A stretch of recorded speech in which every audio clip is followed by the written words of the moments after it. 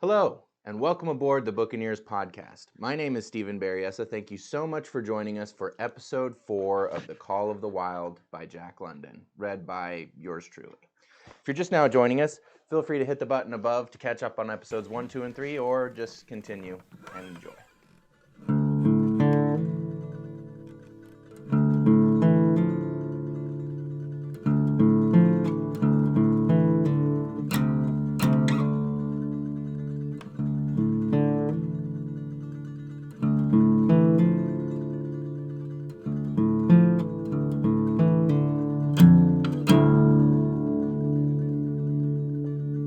Chapter 6, For the Love of a Man. When John Thornton froze his feet in the previous December, his partners had made him comfortable and left him to get well, going on themselves up the river to get out a raft of saw logs for Dawson. He was still limping slightly at the time he rescued Buck, but with the continued warm weather even the slight limp left him. And here, lying by the riverbank through the long spring days, watching the running water, listening lazily to the songs of birds and the hum of nature, Buck slowly won back his strength. A rest comes very good after one has traveled 3,000 miles, and it must be confessed that Buck's waxed lazy as his wounds healed, his muscles swelled out, and the flesh came back to cover his bones. For that matter, they were all loafing, Buck, John Thornton, and Skeet and Nig, waiting for the raft to come that was to carry them down to Dawson. Skeet was a little Irish setter who early made friends with Buck, who, in a dying condition, was unable to resent her first advances. She had the doctor trait which some dogs possess, and as a mother cat washes her kittens, so she washed and cleansed Buck's wounds. Regularly, each morning after he had finished his breakfast, she performed her self-appointed task, till he came to look for her ministrations as much as he did for Thornton's. Nig, equally friendly, though less demonstrative, was a huge black dog, half bloodhound and half deerhound, with eyes that laughed in a boundless good nature. To Buck's surprise, these dogs manifested no jealousy toward him. They seemed to share the kindliness and largeness of John Thornton. As Buck grew stronger, they enticed him into all sorts of ridiculous games, in which Thornton himself could not forbear to join. And in this fashion, Buck romped through his convalescence and into a new existence. Love, genuine, passionate love, was his for the first time. This he had never experienced at Judge Miller's down in the sun-kissed Santa Clara Valley. With the judge's sons, hunting and tramping, it had been a working partnership. With the judge's grandsons, a sort of pompous guardianship. And with the judge himself, a stately and dignified friendship. But love, that was feverish and burning, that was adoration, that was madness, it had taken John Thornton to arouse. This man had saved his life, which was something, but further he was the ideal master. Other men saw to the welfare of their dogs from a sense of duty and business expediency. He saw to the welfare of his as if they were his own children, because he could not help it, and he saw further. He never forgot a kindly greeting or a cheering word, and to sit down for a long talk with them, gas he called it, was as much his delight as theirs. He had a way of taking Buck's head roughly between his hands and resting his own head upon Buck's, of shaking him back and forth the while calling him ill names that to Buck were love names. Buck knew no greater joy than that rough embrace and the sound of murmured oaths, and at each jerk back and forth it seemed that his heart would be shaken out of his body, so great was its ecstasy. And when, released, he sprang to his feet, his mouth laughing, his eyes eloquent, his throat vibrant with unuttered sound, and in that fashion remained without movement, John Thornton would reverently exclaim, "God, you can all but speak." Buck had a trick of love expression that was akin to hurt. He would often seize Thornton's hand in his mouth and close so fiercely that the flesh bore the impress of his teeth for some time afterward. And as Buck understood the oaths to be love words, so the man understood this feigned bite for a caress. For the most part, however, Buck's love was expressed in adoration. While he went wild with happiness when Thornton touched him or spoke to him, he did not seek these tokens. Unlike Skeet, who was wont to shove her nose under Thornton's hand and nudge till petted, or Nig, who would stalk up and rest his great head on Thornton's knee, Buck was content to adore at a distance. He would lie by the hour, eager, alert at Thornton's feet, looking up into his face, dwelling upon it, studying it, following with keenest interest each fleeting expression, every movement or change of feature. Or, as chance might have it, he would lie farther away, to the side or rear, watching the outlines of the man and the occasional movements of his body. And often, such was the communion in which they lived, the strength of Buck's gaze would draw John Thornton's head around, and he would return the gaze, without speech, his heart shining out of his eyes, as Buck's heart shone out. For a long time after his rescue, Buck did not like Thornton to get out of his sight. From the moment he left the tent to when he entered it again, Buck would follow at his heels. His transient masters, since he had come into the Northland, had bred in him a fear that no master could be permanent. He was afraid that Thornton would pass out of his life as Perrault and Francois and the Scotch half-breed had passed out. Even in the night, in his dreams, he was haunted by this fear. At such times he would shake off sleep and creep through the chill to the flap of the tent, where he would stand and listen to the sound of his master's breathing. But in spite of this great love he bore John Thornton, which seemed to bespeak the soft civilizing influence, the strain of the primitive which the Northland had aroused in him remained alive and active. Faithfulness and devotion, things born of fire and roof, were his, yet he retained his wildness and wiliness. He was a thing of the wild, come in from the wild to sit by John Thornton's fire, rather than a dog of the soft Southland stamped with the marks of generations of civilization. Because of his very great love, he could not steal from this man, but from any other man, in any other camp, he did not hesitate an instant, while the cunning with which he stole enabled him to escape detection. His face and body were scored by the teeth of many dogs, and he fought as fiercely as ever, and more shrewdly. Skeet and Nig were too good-natured for quarreling. Besides, they belonged to John Thornton. But the strange dog, no matter what the breed or valor, swiftly acknowledged Buck's supremacy, or found himself struggling for life with a terrible antagonist. And Buck was merciless. He had learned well the law of club and fang, and he never forewent an advantage or drew back from a foe he had started on the way to death. He had lessoned from Spitz, and from the chief fighting dogs of the police and mail, and knew there was no middle course. He must master or be mastered, while to show mercy was a weakness. Mercy did not exist in the primordial life. It was misunderstood for fear, and such misunderstanding made for death. Kill or be killed. Eat or be eaten was the law, and this mandate, down out of the depths of time, he obeyed. He was older than the days he had seen, and the breaths he had drawn. He linked the past with the present, and the eternity behind him throbbed through him in a mighty rhythm to which he swayed as the tides and seasons swayed.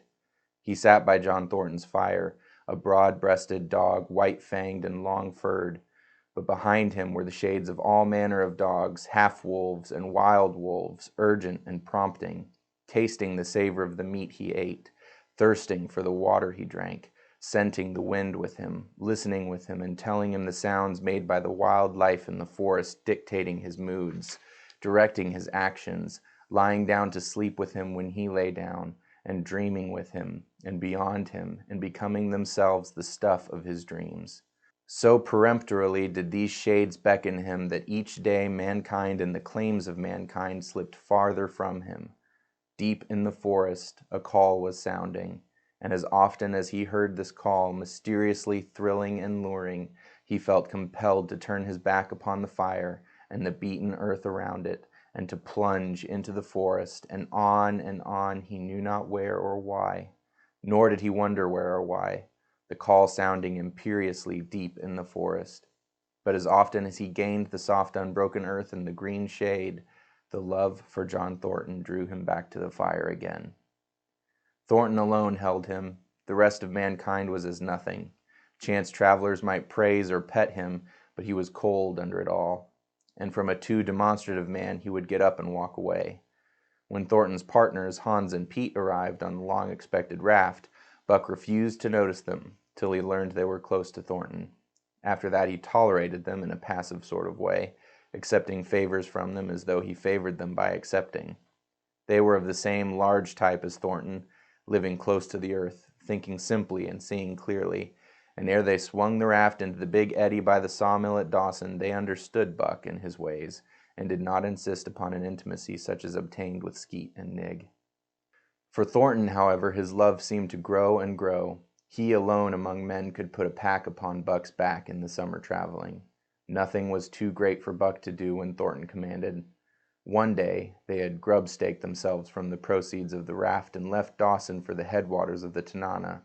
The men and dogs were sitting on the crest of a cliff which fell away straight down to naked bedrock 300 feet below. John Thornton was sitting near the edge, Buck at his shoulder. A thoughtless whim seized Thornton, and he drew the attention of Hans and Pete to the experiment he had in mind. "Jump, Buck," he commanded, sweeping his arm out and over the chasm. The next instant he was grappling with Buck on the extreme edge, while Hans and Pete were dragging them back to safety. "It's uncanny," Pete said after it was over and they caught their speech. Thornton shook his head. "No, it is splendid, and it is terrible too. Do you know, it sometimes makes me afraid." "I'm not hankering to be the man that lays hands on you while he's around," Pete announced conclusively, nodding his head toward Buck. "By jingo," was Hans' contribution. "Not mineself either." It was the Circle City ere the year was out that Pete's apprehensions were realized. Black Burton, a man evil-tempered and malicious, had been picking a quarrel with a tenderfoot at the bar, when Thornton stepped good-naturedly between. Buck, as was his custom, was lying in a corner, head on paws, watching his master's every action. Burton struck out without warning, straight from the shoulder. Thornton was sent spinning, and saved himself from falling only by clutching the rail of the bar. Those who were looking on heard what was neither bark nor yelp, but something which is best described as a roar, and they saw Buck's body rise up in the air as he left the floor for Burton's throat. The man saved his life by instinctively throwing out his arm, but was hurled backward to the floor with Buck on top of him.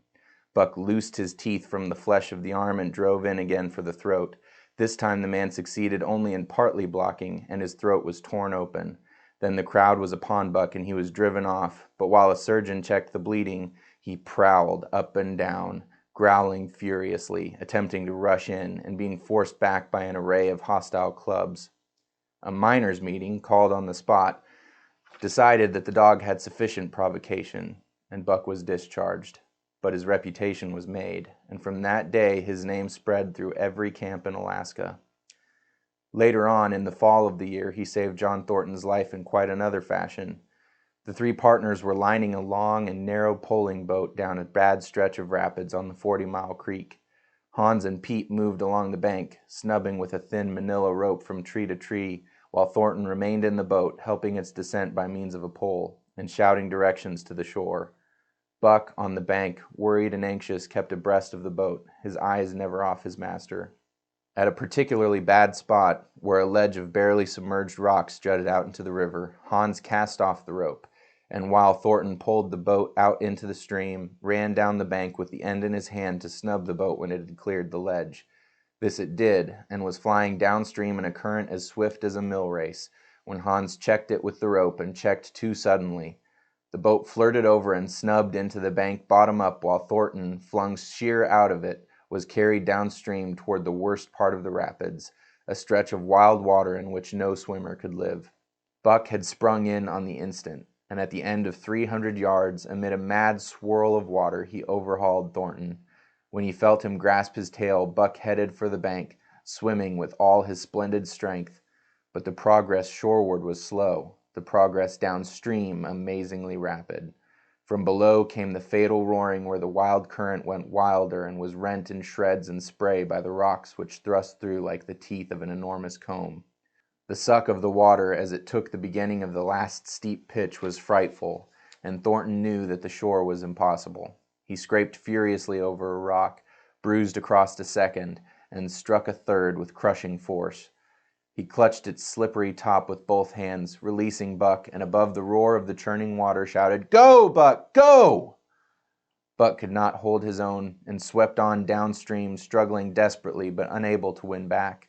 When he heard Thornton's command repeated, he partly reared out of the water, throwing his head high as though for a last look, then turned obediently toward the bank.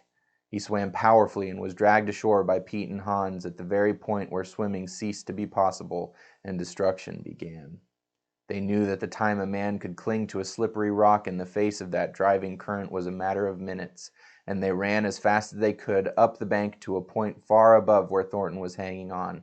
They attached a line with which they had been snubbing the boat to Buck's neck and shoulders, being careful that it should neither strangle him nor impede his swimming, and launched him into the stream. He struck out boldly, but not straight enough into the stream. He discovered the mistake too late when Thornton was abreast of him and a bare half-dozen strokes away while he was being carried helplessly past. Hans promptly snubbed with the rope as though Buck were a boat. The rope thus tightening on him in the sweep of the current, he was jerked under the surface, and under the surface he remained till his body struck against the bank and he was hauled out. He was half drowned, and Hans and Pete threw themselves upon him, pounding the breath into him and the water out of him. He staggered to his feet and fell down. The faint sound of Thornton's voice came to him, and though they could not make out the words of it, they knew that he was in his extremity. His master's voice acted on Buck like an electric shock. He sprang to his feet and ran up the bank ahead of the men to the point of his previous departure. Again the rope was attached, and he was launched, and again he struck out, but this time straight into the stream. He had miscalculated once, but he would not be guilty of it a second time. Hans paid out the rope, permitting no slack, while Pete kept it clear of coils. Buck held on till he was on a line straight above Thornton, then he turned, and with the speed of an express train headed down upon him. Thornton saw him coming, and as Buck struck him like a battering ram, with the whole force of the current behind him, he reached up and closed both arms around the shaggy neck. Hans snubbed the rope around the tree, and Buck and Thornton were jerked under the water. Strangling, suffocating, sometimes one uppermost and sometimes the other, dragging over the jagged bottom, smashing against rocks and snags, they veered into the bank. Thornton came to, belly downward, and being violently propelled back and forth across a drift log by Hans and Pete. His first glance was for Buck, over whose limp and apparently lifeless body Nig was setting up a howl, while Skeet was licking the wet face and closed eyes. Thornton was himself bruised and battered, and he went carefully over Buck's body when he had been brought around, finding 3 broken ribs. "That settles it," he announced. "We camp right here." And camp they did, till Buck's ribs knitted and he was able to travel. That winter at Dawson, Buck performed another exploit, not so heroic perhaps, but one that put his name many notches higher on the totem pole of Alaskan fame. This exploit was particularly gratifying to the 3 men, for they stood in need of the outfit which it furnished, and were enabled to make a long-desired trip into the Virgin East, where miners had not yet appeared. It was brought about by a conversation in the El Dorado saloon, in which men waxed boastful of their favorite dogs. Buck, because of his record, was the target for these men, and Thornton was driven stoutly to defend him. At the end of half an hour, one man stated that his dog could start a sled with 500 pounds and walk off with it. A second bragged 600 for his dog, and a third 700. "Pooh-pooh," said John Thornton. "Buck can start 1,000 pounds." "And break it out and walk off with it for 100 yards?" demanded Mathewson, a bonanza king, he of the 700 vaunt. "And break it out and walk off with it for 100 yards," John Thornton said coolly. "Well," Mathewson said, slowly and deliberately so that all could hear, "I've got $1,000 that says he can't, and there it is." So saying, he slammed a sack of gold dust of the size of a bologna sausage down upon the bar. Nobody spoke. Thornton's bluff, if bluff it was, had been called. He could feel a flush of warm blood creeping up his face. His tongue had tricked him. He did not know whether Buck could start 1,000 pounds. Half a ton? The enormousness of it appalled him. He had great faith in Buck's strength, and had often thought him capable of starting such a load, but never, as now, had he faced the possibility of it, the eyes of a dozen men fixed upon him, silent and waiting. Further, he had no $1,000, nor had Hans or Pete. I've got a sled standing outside now with 20 50-pound sacks of flour on it, Mathewson went on with brutal directness, so don't let that hinder you. Thornton did not reply. He did not know what to say. He glanced from face to face in the absent way of a man who has lost the power of thought and is seeking somewhere to find the thing that will start it going again. The face of Jim O'Brien, a Macedon king, an old-time comrade, caught his eyes. It was as a cue to him, seeming to rouse him to do what he would never have dreamed of doing. "Can you lend me 1,000?" he asked, almost in a whisper. "Sure," answered O'Brien, thumping down a plethoric sack by the side of Mathewson's, "though it's little faith I'm having, John, that the best can do the trick." The Eldorado emptied its occupants into the street to see the test. The tables were deserted, and the dealers and gamekeepers came forth to see the outcome of the wager and to lay odds. Several hundred men, furred and mittened, banked around the sled within easy distance. Mathewson's sled, loaded with 1,000 pounds of flour, had been standing for a couple of hours, and in the intense cold, it was 60 below zero.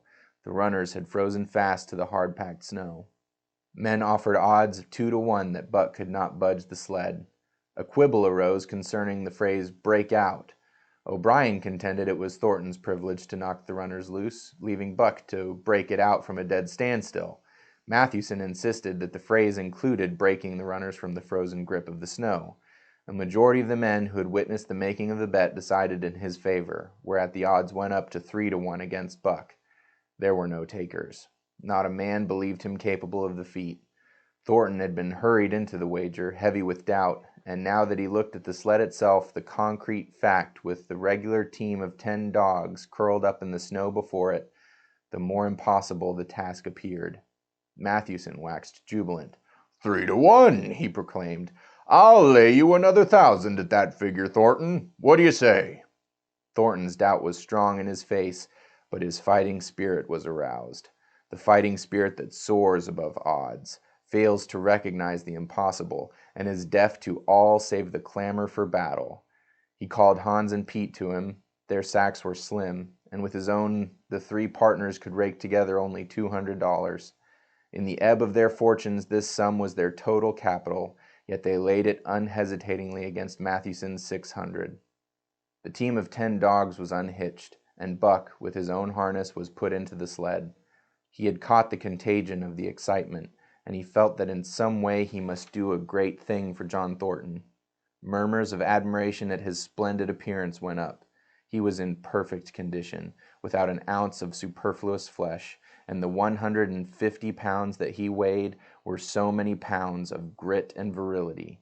His furry coat shone with the sheen of silk. Down the neck and across the shoulders, his mane, in repose as it was, half bristled and seemed to lift with every movement, as though excess of vigor made each particular hair alive and active. The great breast and heavy forelegs were no more than in proportion with the rest of the body, where the muscles showed in tight rolls underneath the skin. Men felt these muscles and proclaimed them hard as iron, and the odds went down to 2-1. Gad, sir, stuttered a member of the latest dynasty, a king of the Skookum benches. I offer you 800 for him, sir, before the rest, sir, 800, just as he stands." Thornton shook his head and stepped to Buck's side. "You must stand off from him," Mathewson protested. "Free play and plenty of room." The crowd fell silent. Only could be heard the voices of the gamblers, vainly offering 2-1. Everybody acknowledged Buck a magnificent animal, but 20 50-pound sacks of flour bulked too large in their eyes for them to loosen their pouch strings. Thornton knelt down by Buck's side. He took his head in 2 hands and rested cheek on cheek. He did not playfully shake him, as was his wont, or murmur soft love curses, but he whispered in his ear, "As you love me, Buck, as you love me," was what he whispered. Buck whined with suppressed eagerness.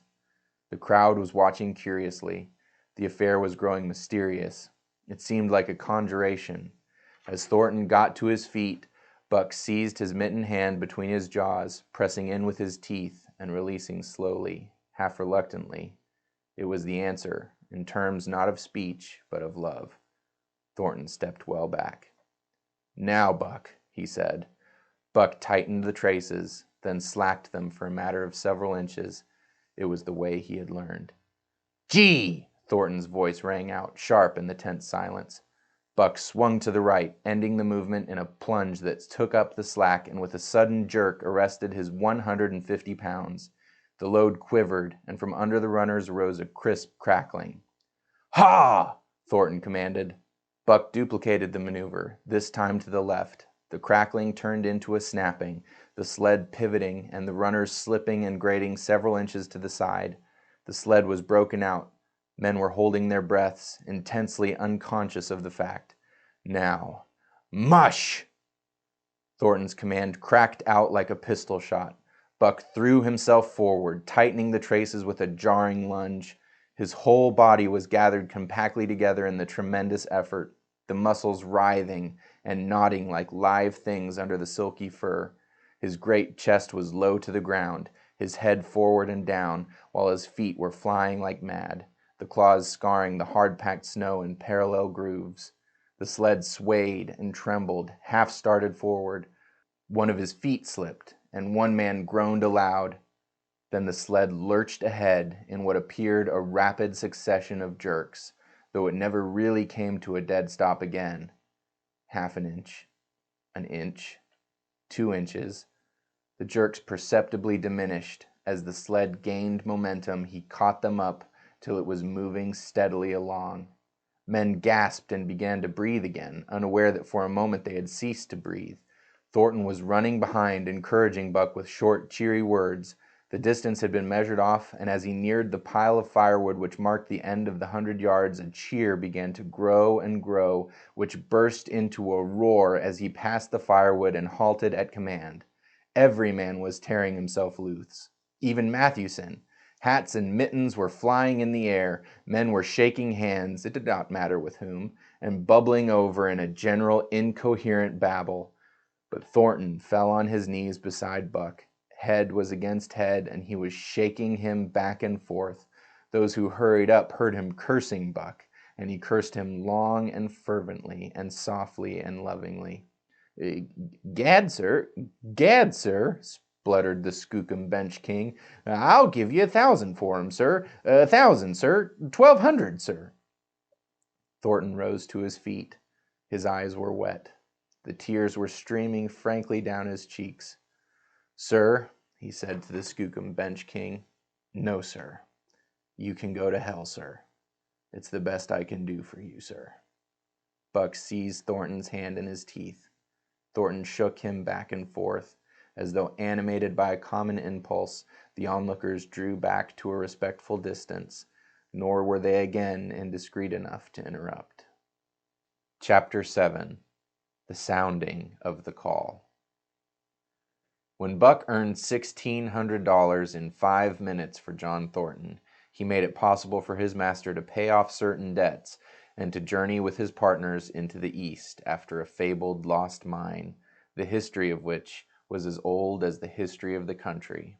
Many men had sought it, few had found it, and more than a few there were who had never returned from the quest. This lost mine was steeped in tragedy and shrouded in mystery. No one knew of the first man. The oldest tradition stopped before it got back to him. From the beginning, there had been an ancient and ramshackle cabin. Dying men had sworn to it, and to the mine the site of which it marked, clinching their testimony with nuggets that were unlike any known grade of gold in the Northland. But no living man had looted this treasure house, and the dead were dead. Wherefore John Thornton and Pete and Hans, with Buck and half a dozen other dogs, faced into the east on an unknown trail to achieve where men and dogs as good as themselves had failed. They sledded 70 miles up the Yukon, swung to the left into the Stewart River, past the Mayo and the McQuestion, and held on until the Stewart itself became a streamlet, threading the upstanding peaks which marked the backbone of the continent. John Thornton asked little of man or nature. He was unafraid of the wild. With a handful of salt and a rifle, he could plunge into the wilderness and fare wherever he pleased and as long as he pleased. Being in no haste, Indian fashion, he hunted his dinner in the course of the day's travel, and if he failed to find it, like the Indian, he kept on traveling, secure in the knowledge that sooner or later he would come to it. So, on this great journey into the East, straight meat was the bill of fare. Ammunition and tools principally made up the load on the sled, and the time card was drawn upon the limitless future. To Buck it was boundless delight, this hunting, fishing, and indefinite wandering through strange places. For weeks at a time they would hold on steadily, day after day, and for weeks upon end they would camp, here and there, the dogs loafing and the men burning holes through frozen muck and gravel and washing countless pans of dirt by the heat of the fire. Sometimes they went hungry, sometimes they feasted riotously, all according to the abundance of game and the fortune of hunting. Summer arrived, and dogs and men packed on their backs, rafted across blue mountain lakes, and descended or ascended unknown rivers in slender boats whipsawed from the standing forest. The months came and went, and back and forth they twisted through the uncharted vastness, where no men were, and yet where men had been, if the lost cabin were true. They went across divides and summer blizzards, shivered under the midnight sun on naked mountains between the timberline and the eternal snows, dropped into summer valleys amid swarming gnats and flies, and in the shadows of glaciers picked strawberries and flowers as ripe and fair as any the Southland could boast.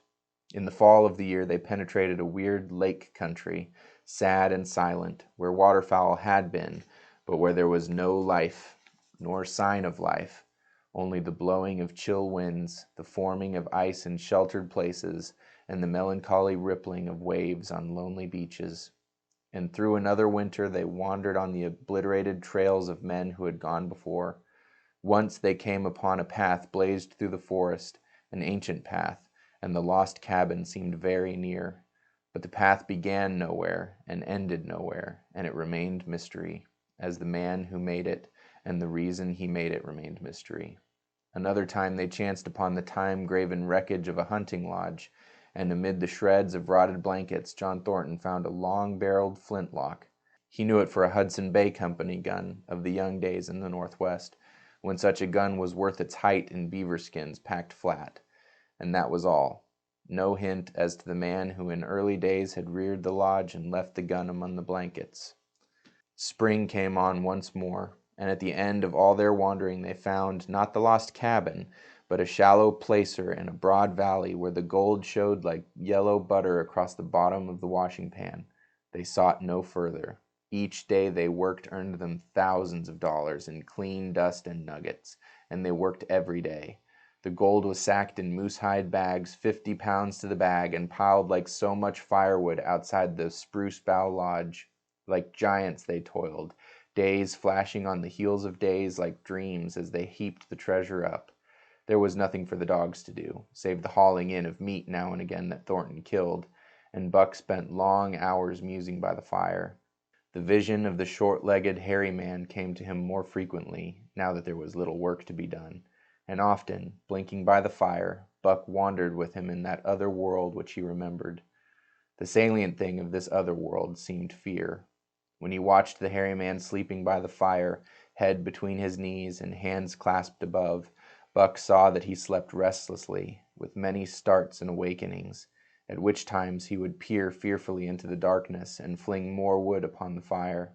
Did they walk by the beach of a sea where the hairy man gathered shellfish and ate them as he gathered, it was with eyes that roved everywhere for hidden danger, and with legs prepared to run like the wind at first appearance. Through the forest they crept noiselessly, Buck at that hairy man's heels, and they were alert and vigilant, the pair of them, ears twitching and moving, and nostrils quivering, for the man heard and smelled as keenly as Buck. The hairy man could spring up into the trees and travel ahead as fast as on the ground, swinging by the arms from limb to limb, sometimes a dozen feet apart, letting go and catching, never falling, never missing his grip. In fact, he seemed as much at home among the trees as on the ground, and Buck had memories of nights of vigil spent beneath trees wherein the hairy man roosted, holding on tightly as he slept. And closely akin to the visions of the hairy man was the call still sounding in the depths of the forest. It filled him with great unrest and strange desires. It caused him to feel a vague, sweet gladness, and he was aware of wild yearnings and stirrings for he knew not what. Sometimes he pursued the call into the forest, looking for it as though it were a tangible thing, barking softly or defiantly as the mood might dictate. He would thrust his nose into the cool wood moss or into the black soil where long grasses grew, and snort with joy at the flat earth smells, or he would crouch for hours, as if in concealment, behind fungus-covered trunks of fallen trees, wide-eyed and wide-eared to all that moved and sounded about him. It might be, lying thus, that he hoped to surprise this call he could not understand, but he did not know why he did these various things. He was impelled to do them, and did not reason about them at all. Irresistible impulses seized him. He would be lying in camp, dozing lazily in the heat of the day, when suddenly his head would lift and his ears cock up, intent and listening, and he would spring to his feet and dash away, and on for hours through the forest aisles and across the open spaces where the niggerheads bunched. He loved to run down dry watercourses and to creep and spy upon the bird life in the woods. For a day at a time he would lie in the underbrush where he could watch the partridges drumming and strutting up and down, but especially he loved to run in the dim twilight of the summer midnights, listening to the subdued and sleepy murmurs of the forest, reading signs and sounds as man may read a book, and seeking for the mysterious something that called, waking or sleeping at all times, for him to come. One night he sprang from sleep with a start, eager-eyed, nostrils quivering and scenting, his mane bristling in recurrent waves. From the forest came the call, or one note of it, for the call was many-noted, distinct and definite as never before, a long-drawn howl, like yet unlike any noise made by husky dog, and he knew it, in the old familiar way, as a sound heard before. He sprang through the sleeping camp, and in swift silence dashed through the woods. As he drew closer to the cry, he went more slowly, with caution in every movement, till he came to an open place among the trees, and looking out, saw, erect on haunches with nose pointed to the sky, a long, lean timber wolf. He had made no noise, yet it ceased from its howling and tried to sense his presence. Buck stalked into the open, half crouching, body gathered compactly together, tail straight and stiff, feet falling with unwonted care. Every movement advertised commingled threat and overture of friendliness. It was the menacing truce that marks the meeting of wild beasts that prey. But the wolf fled at the sight of him. He followed with wild leapings in a frenzy to overtake. He ran him into a blind channel, in the bed of the creek where a timber jam barred the way. The wolf whirled about, pivoting on his hind legs after the fashion of Joe and of all cornered husky dogs, snapping and bristling, clipping his teeth together in a continuous and rapid succession of snaps. Buck did not attack, but circled him again and hedged him in with friendly advances. The wolf was suspicious and afraid, for Buck made 3 of him in weight, while his head barely reached Buck's shoulder. Watching his chance, he darted away, and the chase was resumed. Time and again he was cornered, and the thing repeated, though he was in poor condition, or Buck could not so easily have overtaken him. He would run till Buck's head was even with his flank, when he would whirl around at bay, only to dash away again at the first opportunity. But in the end, Buck's pertinacity was rewarded, for the wolf, finding no harm was intended, finally sniffed noses with him. Then they became friendly, and played about in the nervous, half-coy way with which fierce beasts belie their fierceness. After some time of this, the wolf started off at an easy lope in a manner that plainly showed he was going somewhere. He made it clear to Buck that he was to come, and they ran side by side through the somber twilight, straight up the creek bed into the gorge from which it issued, and across the bleak divide where it took rise. On the opposite slope of the watershed, they came down into a level country, where were great stretches of forest and many streams, and through these great stretches they ran steadily, hour after hour, the sun rising higher and the day growing warmer. Buck was wildly glad. He knew he was at last answering the call, running by the side of his wood brother toward the place from where the call surely came. Old memories were coming upon him fast, and he was stirring to them, as of old he stirred to the realities of which they were the shadows. He had done this thing before, somewhere in that other and dimly remembered world, and he was doing it again, now, running free in the open, the unpacked earth underfoot, the wide sky overhead. They stopped by a running stream to drink, and stopping, Buck remembered John Thornton. He sat down. The wolf started on toward the place from where the call surely came, then returned to him, sniffing noses and making actions as though to encourage him.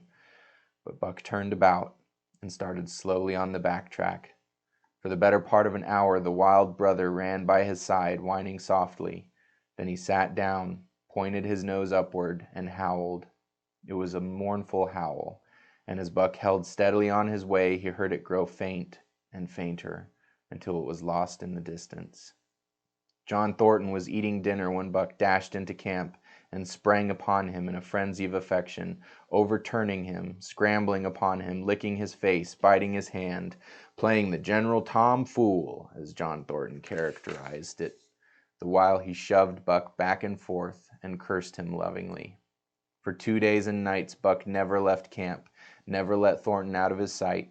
He followed him about at his work, watched him while he ate, saw him into his blankets at night and out of them in the morning.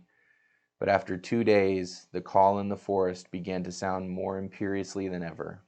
Buck's restlessness came back on him, and he was haunted by recollections of the wild brother, and of the smiling land beyond the divide, and the runs side by side through the wide forest stretches. Once again he took to wandering in the woods, but the wild brother came no more, and though he listened through long vigils, the mournful howl was never raised. He began to sleep out at night, staying away from camp for days at a time, and once he crossed the divide at the head of the creek and went down into the land of timber and streams. There he wandered for a week, seeking vainly for fresh sign of the wild brother, killing his meat as he traveled, and traveling with a long, easy lope that seems never to tire.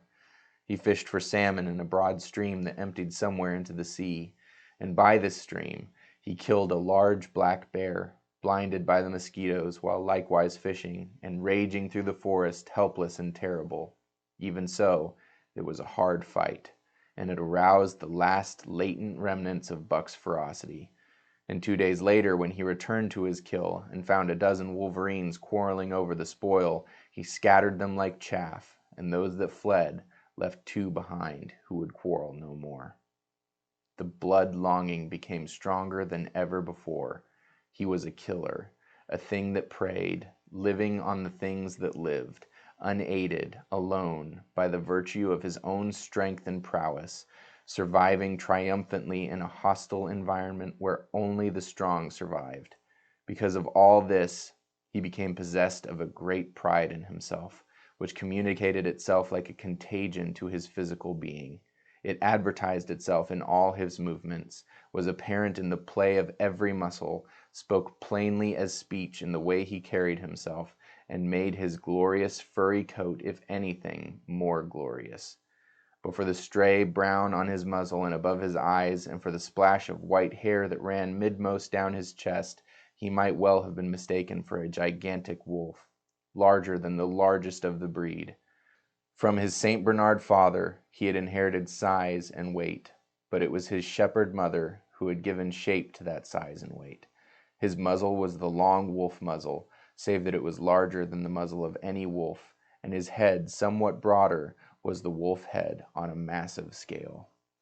His cunning was wolf cunning and wild cunning, his intelligence shepherd intelligence and St. Bernard intelligence, and all this, plus an experience gained in the fiercest of schools, made him as formidable a creature as any that roamed the wild. A carnivorous animal living on a straight meat diet, he was in full flower, at the high tide of his life, overspilling with vigor and virility.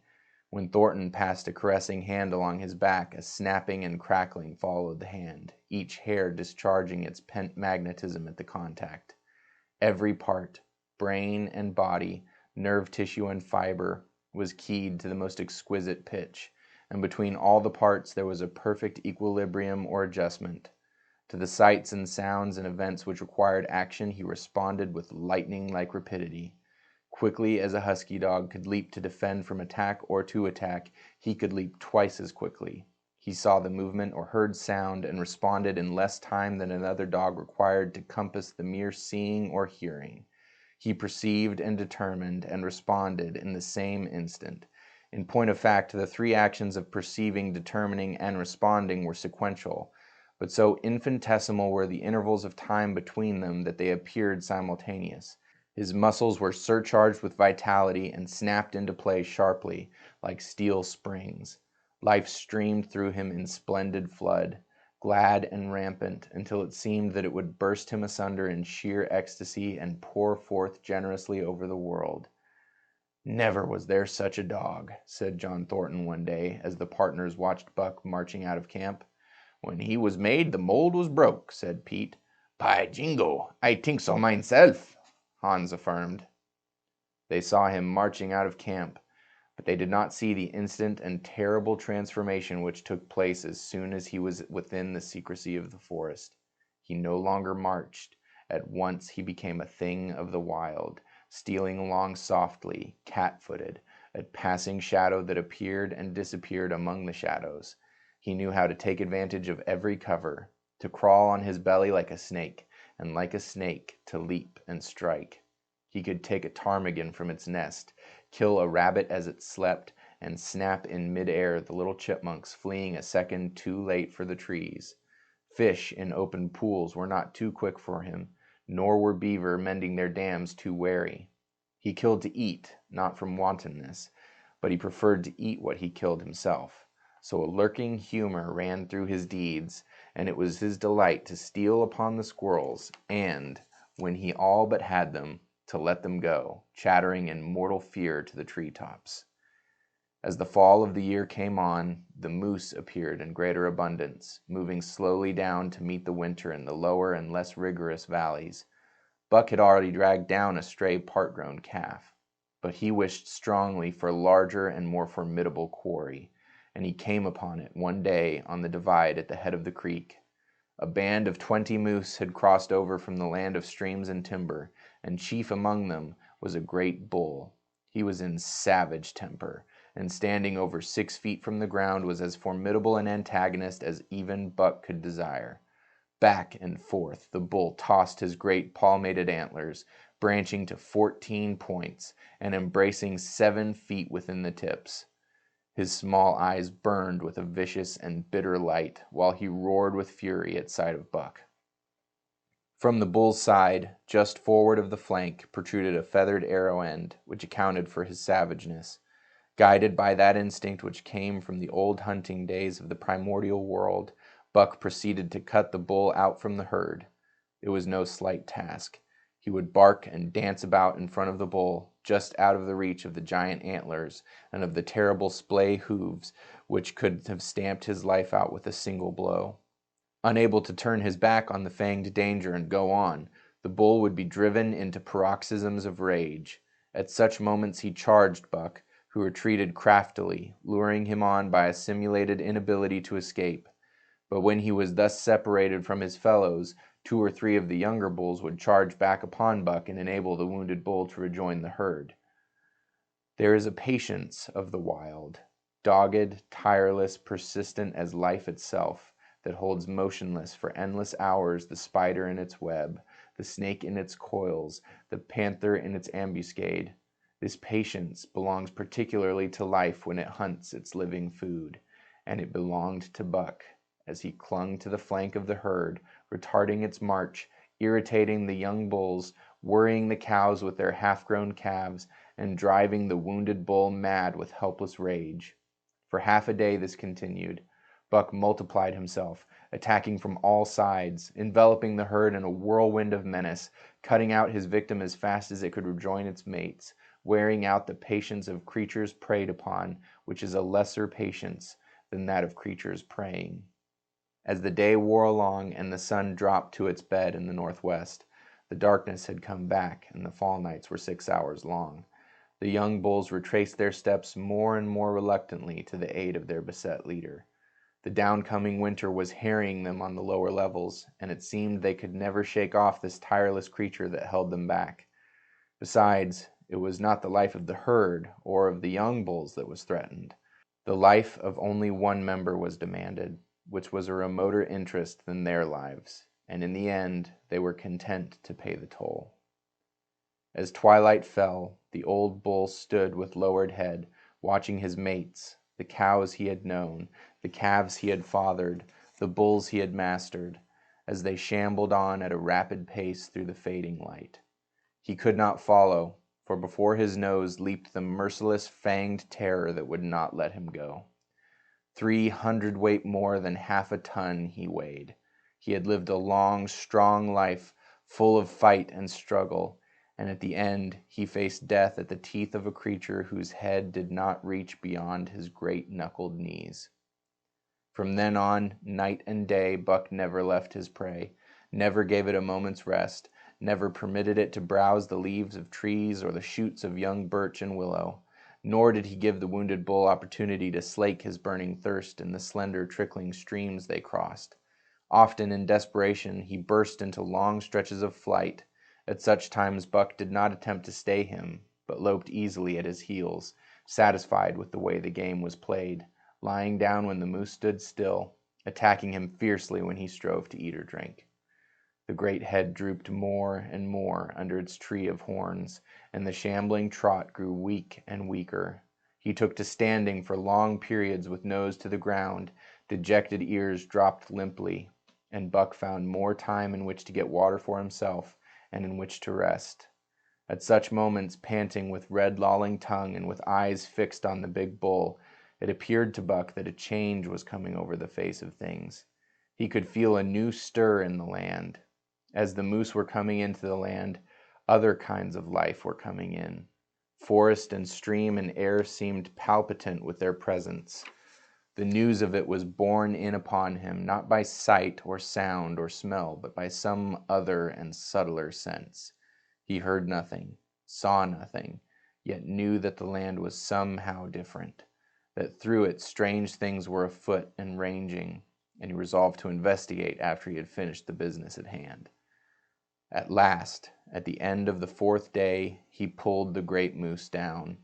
For a day and a night he remained by the kill, eating and sleeping, turn and turn about. Then rested, refreshed, and strong, he turned his face toward camp and John Thornton. He broke into the long, easy lope and went on, hour after hour, never at a loss for the tangled way, heading straight home through strange country with a certitude of direction that put man and his magnetic needle to shame. As he held on, he became more and more conscious of the new stir in the land. There was life abroad in it, different from the life which had been there throughout the summer. No longer was this fact borne in upon him in some subtle, mysterious way. The birds talked of it, the squirrels chattered about it, the very breeze whispered of it. Several times he stopped and drew in the fresh morning air in great sniffs, reading a message which made him leap on with greater speed. He was oppressed with a sense of calamity happening, if it were not calamity already happened, and as he crossed the last watershed and dropped down into the valley toward camp, he proceeded with greater caution. 3 miles away he came upon a fresh trail that sent his neck hair rippling and bristling. It led straight toward camp and John Thornton.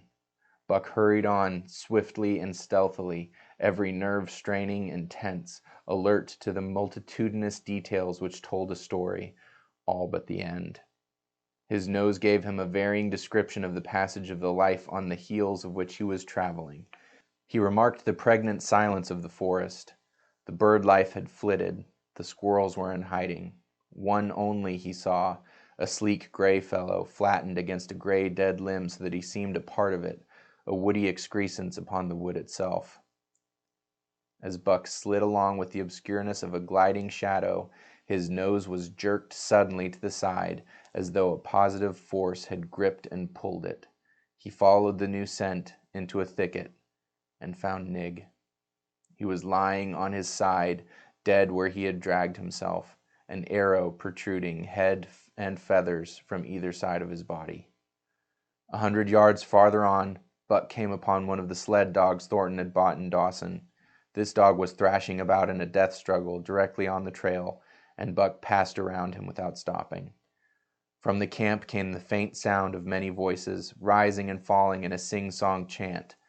Bellying forward to the edge of the clearing, he found Hans, lying on his face, feathered with arrows like a porcupine. At the same instant, Buck peered out where the Spruce Bough Lodge had been and saw what made his hair leap straight up on his neck and shoulders. A gust of overpowering rage swept over him. He did not know that he growled, but he growled aloud with a terrible ferocity.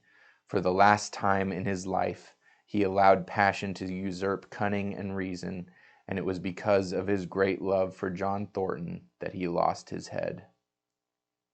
The Yeehats were dancing around the wreckage of the Spruce Bough Lodge when they heard a fearful roaring and saw rushing upon them an animal the like of which they had never seen before. It was Buck, a live hurricane of fury, hurling himself upon them in a frenzy to destroy. He sprang at the foremost man, who was the chief of the Yeehats, ripping the throat wide open till the rent jugular spouted a fountain of blood. He did not pause to worry the victim, but ripped in passing with the next bound, tearing wide the throat of a second man. There was no withstanding him. He plunged about in their very midst, tearing, rending, destroying in constant and terrific motion, which defied the arrows they discharged at him. In fact, so inconceivably rapid were his movements, and so closely were the Indians tangled together, that they shot one another with the arrows, and one young hunter, hurling a spear at Buck in midair, drove it through the chest of another hunter with such force that the point broke through the skin of the back and stood out beyond. Then a panic seized the Yeehats, and they fled in terror to the woods, proclaiming as they fled the advent of the evil spirit. And truly, Buck was the fiend incarnate, raging at their heels and dragging them down like deer as they raced through the trees. It was a fateful day for the Yeehats. They scattered far and wide over the country, and it was not till a week later that the last of the survivors gathered together in a lower valley and counted their losses. As for Buck, wearying of the pursuit, he returned to the desolated camp. He found Pete where he had been killed in his blankets in the first moment of surprise. Thornton's desperate struggle was fresh written on the earth, and Buck scented every detail of it down to the edge of a deep pool. By the edge, head and forefeet in the water, lay Skeet, faithful to the last. The pool itself, muddy and discolored from the sluice boxes, effectually hid what it contained, and it contained John Thornton. For Buck followed his trace into the water, from which no trace led away. All day Buck brooded by the pool, or roamed restlessly about the camp. Death as a cessation of movement, as a passing out and away from the lives of the living, he knew, and he knew John Thornton was dead. It left a great void in him, somewhat akin to hunger, but a void which ached, and which food could not fill. At times when he paused to contemplate the carcasses of the Yeehats, he forgot the pain of it, and at such times he was aware of a great pride in himself, a pride greater than any he had yet experienced. He had killed man, the noblest game of all, and he had killed in the face of the law of club and fang. He sniffed the bodies curiously. They had died so easily. It was harder to kill a husky dog than them. They were no match at all, were it not for their arrows and spears and clubs. Thenceforward he would be unafraid of them, except when they bore in their hands their arrows, spears, and clubs.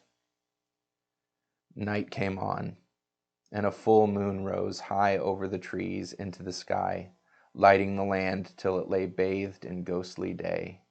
And with the coming of the night, brooding and mourning by the pool, Buck became alive to a stirring of the new life in the forest other than that which the Yeehats had made. He stood up, listening and scenting. From far away drifted a faint, sharp yelp, followed by a chorus of similar sharp yelps. As the moments passed, the yelps grew closer and louder.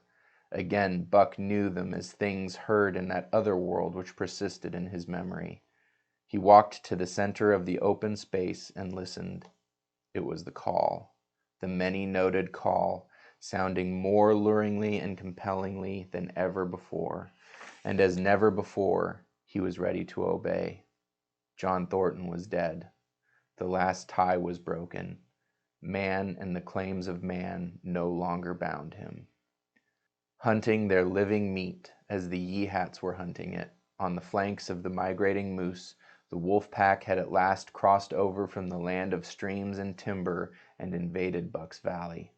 Into the clearing where the moonlight streamed, they poured in a silvery flood, and in the center of the clearing stood Buck, motionless as a statue, waiting their coming. They were awed, so still and large he stood, and a moment's pause fell, till the boldest one leaped straight for him. Like a flash Buck struck, breaking the neck. Then he stood, without movement, as before, the stricken wolf rolling in agony behind him.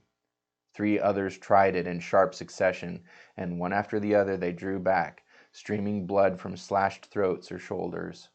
This was sufficient to fling the whole pack forward, pell-mell, crowded together, blocked and confused by its eagerness to pull down the prey. Buck's marvelous quickness and agility stood him in good stead. Pivoting on his hind legs and snapping and gashing, he was everywhere at once, presenting a front which was apparently unbroken, so swiftly did he whirl and guard from side to side. But to prevent them from getting behind him, he was forced back, down past the pool and into the creek bed, till he brought up against a high gravel bank. He worked along to a right angle in the bank which the men had made in the course of mining, and in this angle he came to bay, protected on 3 sides and with nothing to do but face the front. And so well did he face it that at the end of half an hour the wolves drew back, discomfited. The tongues of all were out and lolling, the white fangs showing cruelly white in the moonlight. Some were lying down with heads raised and ears pricked forward. Others stood on their feet, watching him, and still others were lapping water from the pool. One wolf, long and lean and gray, advanced cautiously in a friendly manner, and Buck recognized the wild brother with whom he had run for a night and a day. He was whining softly, and, as Buck whined, they touched noses. Then an old wolf, gaunt and battle-scarred, came forward. Buck writhed his lips into the preliminary of a snarl, but sniffed noses with him, whereupon the old wolf sat down, pointed nose at the moon, and broke out the long wolf howl. The others sat down and howled, and now the call came back to Buck in unmistakable accents. He too sat down and howled. This over, he came out of his angle, and the pack crowded around him, sniffing in half-friendly, half-savage manner. The leaders lifted the yelp of the pack and sprang away into the woods. The wolves swung in behind, yelping in chorus, and Buck ran with them, side by side with the wild brother, yelping as he ran. And here may well end the story of Buck. The years were not many when the Yeehats noted a change in the breed of timber wolves, for some were seen with splashes of brown on head and muzzle, and with a rift of white centering down the chest. But more remarkable than this, the Yeehats tell of a ghost dog that runs at the head of the pack. They are afraid of this ghost dog, for it has cunning greater than they, stealing from their camps in fierce winters, robbing their traps, slaying their dogs, and defying their bravest hunters. Nay, the tale grows worse. Hunters there are who fail to return to the camp, and hunters there have been whom their tribesmen found with throats slashed cruelly open, and with wolf prints about them in the snow greater than the prints of any wolf. Each fall, when the Yeehats follow the movement of the moose, there is a certain valley which they never enter, and women there are who become sad when the word goes over the fire of how the evil spirit came to select that valley for an abiding place. In the summers, there is one visitor, however, to that valley, of which the Yeehats do not know. It is a great, gloriously coated wolf, like and yet unlike all other wolves. He crosses alone from the smiling timberland and comes down into an open space among the trees. Here a yellow stream flows from rotted moosehide sacks and sinks into the ground, with long grasses growing through it, and vegetable mold overrunning it and hiding its yellow from the sun. and here he muses for a time, howling once, long and mournfully, ere he departs. But he is not always alone. When the long winter nights come on and the wolves follow their meat into the lower valleys, he may be seen running at the head of the pack through the pale moonlight or glimmering borealis, leaping gigantic above his fellows, his great throat a-bellow as he sings a song of the younger world, which is the song of the pack.